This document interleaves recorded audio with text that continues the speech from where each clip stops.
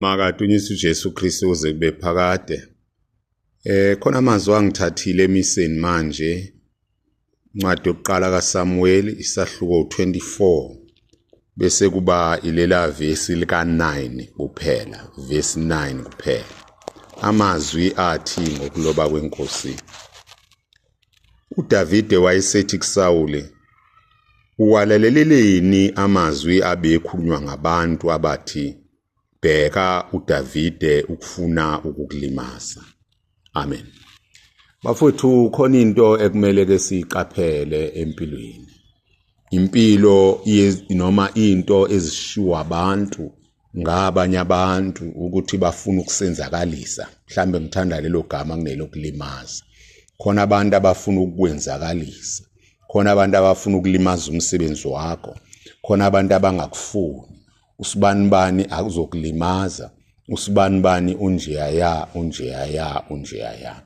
Sizwa lapho uSawuli ethzingela uDavide ngoba ucabanga ukuthi umlimazi uzomlimaza noma uzomenzakalisa. Kodwa uDavide ke uthi kuyena, "Uwalaleleleni amazwi abantu abathi ngifuna ukukulimaza, ngifuna ukwenzakalisa." uDavide bese ngaphakathi emhumeni enethuba lokumgwaza ambulale uSawuli obelele, kepha akakwenzanga lokho ngoba wayengenanhloso embi. Ikakhulu thina sisebaholini sigcina sineyinhliziyo ezilikhuni, sineyinhliziyo ezisatshe ngoba sitshenwe ukuthi khona abantu abafuna ukusilimaza, khona abantu abafuna ukusenzakalisa. Kanti ke uNkulunkulu bevuma yini noma bevumile yini ukuthi silinyazwe noma senzakaliswe?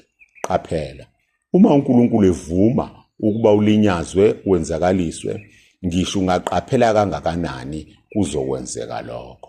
Kodwa uNkulunkulu mengavumi ukuba wenzakaliswe, ngisho abantu bangahlela kangakanani ngeke wenzakaliseke. Ake sifake engqondweni yethu le yokuqaphela izinhlebi ezisixabanisa nabantu. Akakuthanda usibanibani, akakufuni usibanibani. Hawu mamu. Kodwa khona okunye okudephe kakhulu ke izingane zasekhaya. Yilokhu okungamazwi ayesitshenwa abanye abantu, kodwa agijima nje emqondweni wethu. Sisakhe isithombe sokuthi usibanibani akangifuni. Simbuke mhlawumbe uyiphathelwe izinyo njengalelo langa unyukubele bese sithi unyukubalele mina. Mhlawumbe ihlo lakhe lingenwe isibhidi thizeni labovu bese sithi usigoloze sibovu sibheke mina. Ufuna ukungenzakalisa. Kanti you are just imagining it.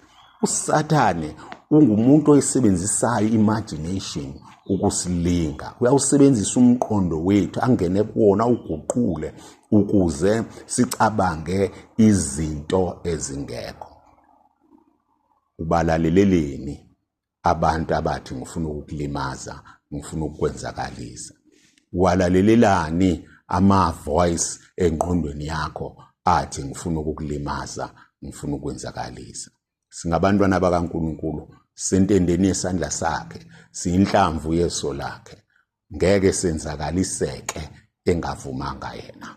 Noma ke singalalela wonke amazwi, uma evumile uba senzakaliseke, silimale, siyolimala. uNkulunkulu anibusise, uyise benendodana nomoya ocwebileyo. Amen.